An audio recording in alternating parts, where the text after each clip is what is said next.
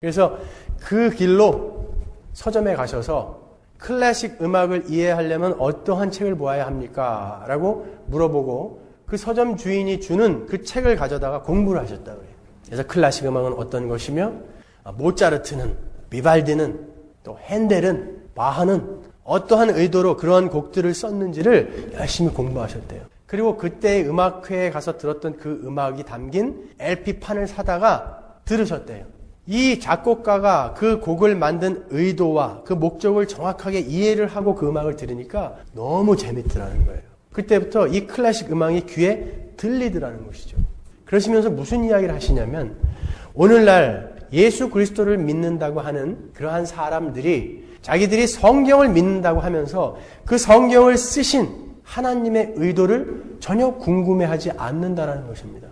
그래서 그 성경의 의도가 이 사람들 마음속에서 클리어하게 디파인 되지 않으니까 성경을 피기만 하면 졸린 거예요. 그 성령의 감동으로 쓰여진 이 성경이 어떠한 목적과 어떠한 의도로 쓰여졌는지를 명확히 알고 난 이후에는 절대로 이 성경을 펴면서 좋을 수가 없다라는 것이죠. 우리가 그 하나님의 의도를 궁금해하지도 않고 알지도 못하면서도 그냥 성경을 펴가지고 자기가 듣고 싶은 말만 뽑아내서 읽기 시작했다고요. 언제부터인가.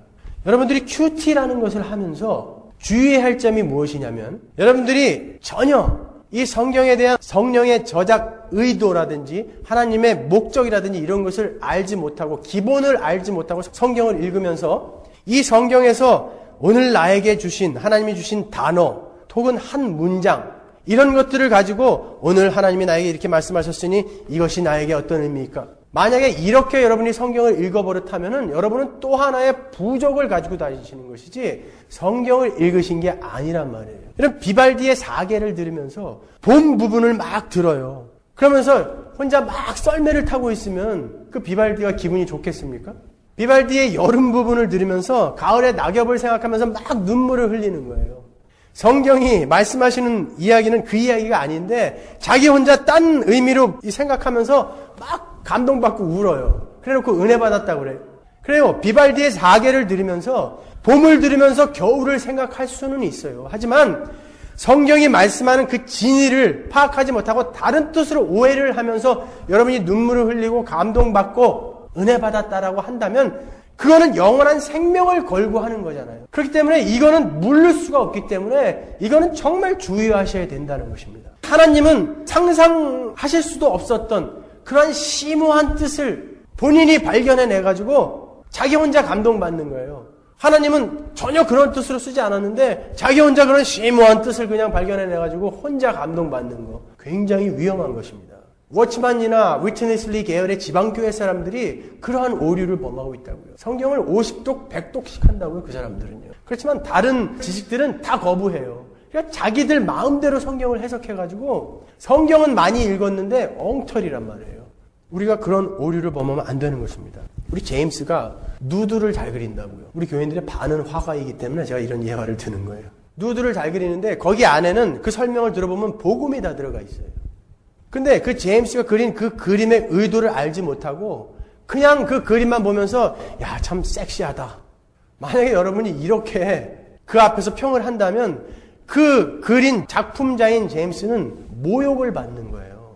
성경이 말하는 정확한 의도를 알지 못하고 자기 혼자 감동받는 건 하나님을 모독하는 거라고요. 우리가 새신자반이라든지 성경이라는 설교에서 제가 이야기해드렸죠. 제가 2시간에 걸쳐서 아주 창세기부터 계시록까지 훑어드렸잖아요. 거기에 무슨 얘기가 적혀있던가요? 예수 그리스도와 십자가와 구원과 은혜 이외에는 아무것도 적혀있지 않아요. 창세기부터 계시록 끝까지 예수 그리스도 이외에는 아무것도 적혀있지 않아요.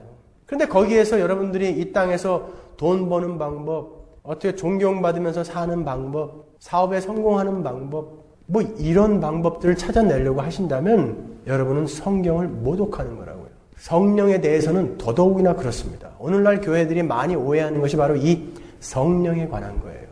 성령 세례가 무엇인지, 성령 충만이 무엇인지, 성령이 우리에게 주시는 그 은사가 무엇인지 그런 것에 대해서 명확히 여러분들이 확인하지 않고 사람들에게 심지어 그런 성령을 전하고 있다면 여러분은 전도를 하는 게 아니라 하나님을 모독하고 계시는 거란 말이에요. 그러니까 우리가 밝히 열심히 공부하자는 거예요. 그래서 알고 믿으셔야죠. 참 저도 여러분들에게 재밌게 해드리고 싶어요.